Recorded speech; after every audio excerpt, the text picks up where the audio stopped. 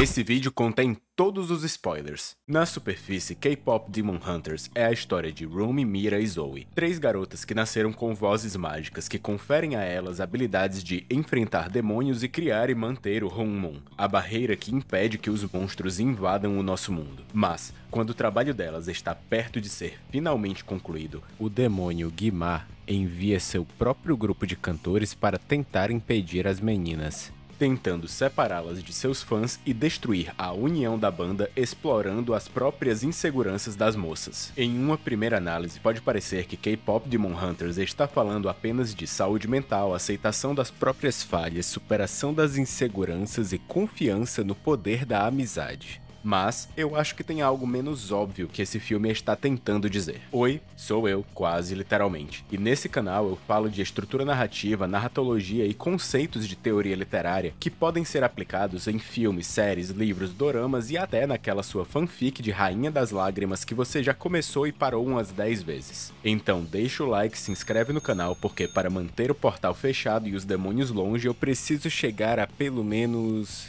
10 likes? Eu não tenho uma fanbase muito grande, 10 likes é uma parada muito acima da média pra mim. Eu nunca fui muito fã de K-pop, não me entenda errado. Eu gosto de algumas músicas e nunca me incomoda quando alguém coloca para tocar uma música, seja do BTS ou do Blackpink ou qualquer coisa do gênero. Mas eu nunca fui muito de acompanhar de perto a música da pior Coreia. Mesmo porque eu senti que eu perdi o bonde e, enquanto todo mundo já tinha a sua banda favorita, eu ainda estava tentando memorizar quem era o Jimin e quem era o Jungkook. Não, isso não é uma piada sobre orientais serem parecidos, é uma piada sobre a minha prosopagnosia leve. Dito isso, eu acabei de assistir K-Pop Demon Hunters pela 7ª vez, e meu quase amigo, que filme divertido. Os visuais são impressionantes, o design dos personagens é maravilhoso, as cenas de luta são impagáveis. E que trilha sonora é essa que parece que desceu diretamente dos céus como uma mensagem divina. Honestamente, se alguém me dissesse que as músicas desse filme são de verdade a única coisa que está impedindo o apocalipse,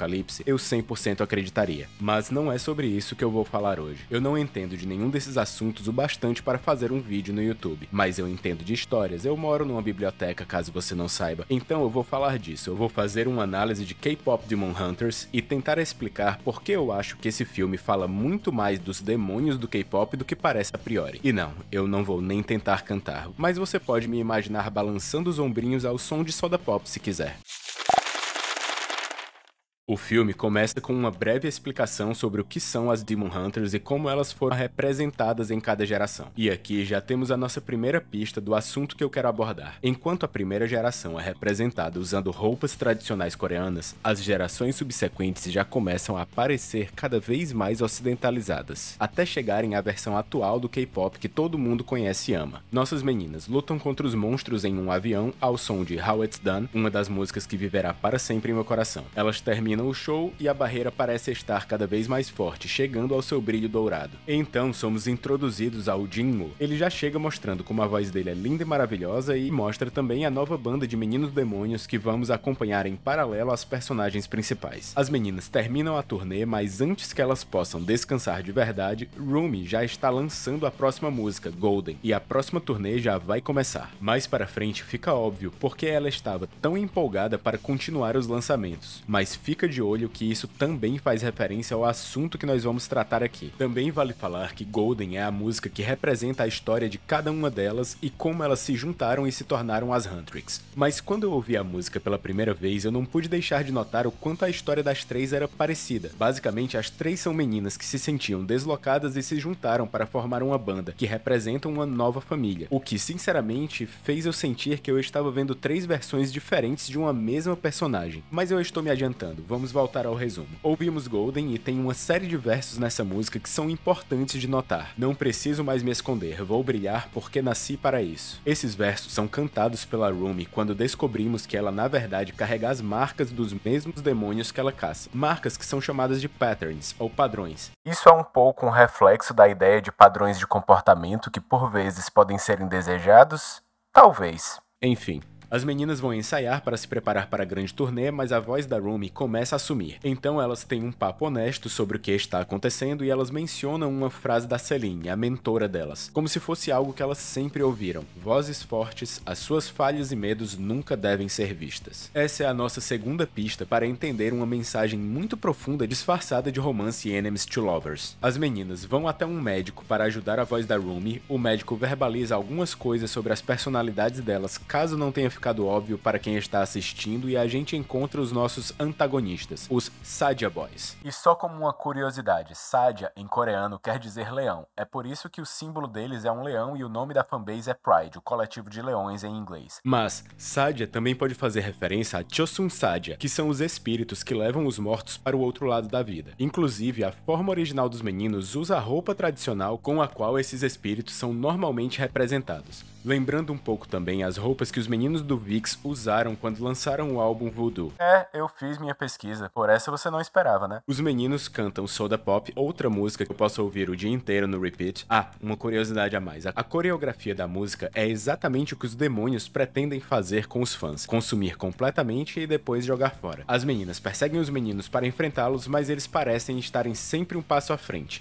Outro ponto importante aqui, até então nós só conhecíamos o nome de um dos rapazes, mas agora somos apresentados aos outros, e essa acabou sendo a terceira pista para a análise. Os nomes são Abby para o que tem o abdômen definido, Mystery para o misterioso, Baby para o infantil e Romance para o cara que tem o cabelo em formato de coração. Temos uma luta em uma casa de banho, Jinwoo descobre que a Rumi é meio demônio, protege ela de se expor e as meninas voltam para casa sem sucesso. Elas combinam de escrever uma diss track, basicamente uma música falando mal dos demônios. Então Rumi recebe uma mensagem de Jinwoo. Eles se encontram e, embora eles não conversem de um jeito muito civilizado, Jinwoo vai embora dizendo: "Eu vou estar aqui quando você quiser parar de fingir." Porque é exatamente isso que ela está fazendo, fingindo ser uma pessoa que ela não é. Ela finge ser apenas uma Hunter, mas ela também é meio demônio. E esse conflito segue daí até o final do filme. As meninas tentando descobrir o que há de errado com a Rumi e o que ela está escondendo. E isso comprometendo cada vez mais o modo como elas cantam e o modo como elas lutam. Rumi então se encontra com o Jinwoo e faz ele prometer que vai dar um jeito para os Sadia Boys perderem a competição de bandas. Eu acho que eu pulei essa parte da explicação, mas tem uma batalha de bandas no final da história. E os nossos Enemy to Lovers têm se encontrado mais vezes, começando um romance ou o que um fã de K-drama chamaria de romance. É hora da batalha das bandas, as meninas abandonam a diss track e decidem cantar Golden. Mas bem na hora de elas se apresentarem no meio da música, os demônios armam uma cilada e começam a cantar a diss track, revelam o segredo da Rumi e desestabilizam as nossas protagonistas completamente. Meu Deus, Takedown é uma música incrível, mas ver todos aqueles versos sendo usados contra a Rumi realmente partiu meu coração. Porque no final das contas é isso, ela estava fazendo uma diss track contra si mesma. Então as meninas se separam, mas por influência de Guimá, todo mundo converge para um super show dos Sadia Boys, onde eles pretendem consumir todos os humanos. Todo mundo, exceto a Rumi, que vai confrontar a Celine, a mentora delas. Celine olha as marcas da Rumi e tenta convencê-la a cobrir as marcas e voltar a fingir que nada está acontecendo pelo bem do Hunmoon, mas a Rumi se recusa e vai embora. Os Sadia Boys cantam mais uma música sobre consumir o público, então, bem quando Guimá ia consumir todo mundo, Rumi aparece recitando os versos que ela aprendeu com as gerações anteriores de Demon Hunters. Nós somos caçadoras, vozes fortes, consertando o mundo e fazendo o certo, quando a escuridão encontra a luz. Essa é uma escolha de palavras muito específica, porque em qualquer outra obra seria quando a luz destrói a escuridão, né? Mas não. Aqui elas usam encontra, porque nunca foi sobre destruir o que está nas sombras. Os seus erros, os seus defeitos, as coisas que te envergonham. Aqui a luz encontra a escuridão, mostrando que há uma aceitação dessas falhas, mostrando que todo mundo é humano, ou pelo menos meio humano. Então as meninas cantam What It Sounds Like, eu choro bastante, não, essa parte não tá no filme, mas eu achei que era importante mencionar. Jinwoo se sacrifica para salvar a Rumi, elas derrotam os demônios e tudo fica lindo. As meninas finalmente conseguem descansar na sauna, só para saírem de lá com mais desejo de encontrar os fãs. Parabéns, quase, mas eu já tinha assistido o filme. E aí? Então, eu acho que esse filme carrega uma crítica muito forte, mas muito velada, à indústria musical coreana e à tal da idol culture.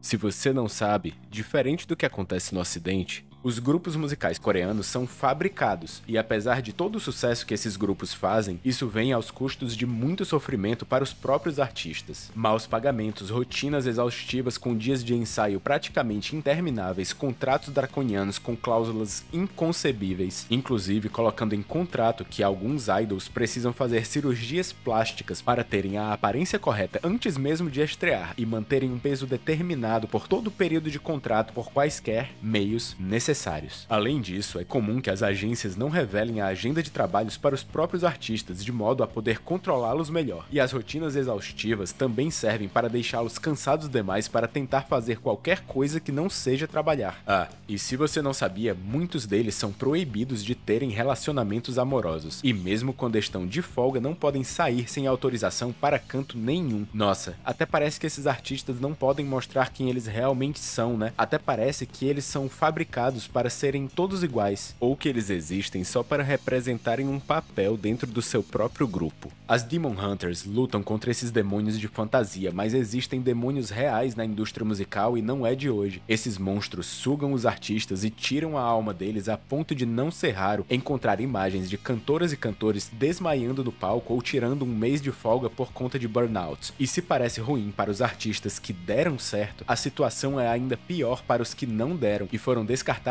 mesmo antes de estrearem, porque esse treinamento começa cedo, muito antes da banda se formar. Grande parte dos artistas da próxima década já começaram seu treinamento hoje, antes mesmo de completar 10 anos de idade, com as mesmas rotinas exaustivas, os mesmos treinamentos intensos e o mesmo nível de controle sob a mão dos monstros da indústria. E se eles não performam bem o suficiente à base de abusos psicológicos e físicos, eles são descartados e mandados para uma vida adulta sem praticamente nenhuma habilidade útil para sobreviverem fora da indústria do entretenimento. Enquanto os caras que mandam nisso tudo continuam roubando a aura da própria música e dos seus talentos mais promissores, transformando-os em uma versão pré-moldada para atender a certos interesses de mercado, seja para o mercado interno ou ocidental, seja para vender produtos de luxo ou de consumo de massa, do Met Gala à latinha de refrigerante. Em 1955, Walter Benjamin falou que a reprodução de uma obra de arte à exaustão diminuiria a sua aura, uma qualidade intangível advinda da originalidade de cada obra. Nesse mundo em que cada grupo tem seu web, seu mystery, seu baby, seu romance, ou em que cada indivíduo de uma banda transparece uma mesma personalidade cuidadosamente escolhida para representar os interesses de uma marca, essa aura se perde. Não me entenda errado, eu já ouvi muito K-pop que eu achei incrível, e eu não estou falando que os meninos do BTS não sejam super talentosos, mas eu acho que esse filme é um pedido para que a luz encontre a escuridão e a gente possa conhecer de verdade esses artistas, as suas falhas e os seus medos, e para que não tenha mais nenhum demônio impedindo um artista de ser ele mesmo. E se você curtiu essa análise e quer ver o que mais vai rolar aqui no canal, deixa um comentário me recomendando uma música de K-pop que eu deveria ouvir, que nós já vamos ser quase amigos.